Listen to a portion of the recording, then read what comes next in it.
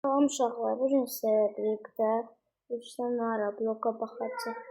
Görək onlar necə gülməlidirlər.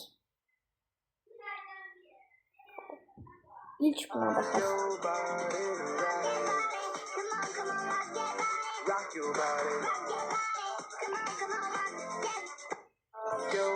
Ailemle birlikte kızımın ayak problemini halletmek için yola düştük. Demek kızım da yassı pençeliği var. Buna göre de Bir də bu mənim bacımın hesabıdır uşaqlar.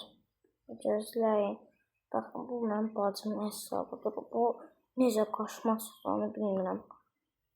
Bu indi mənim bacımın hesabıdır. Baxaq buna.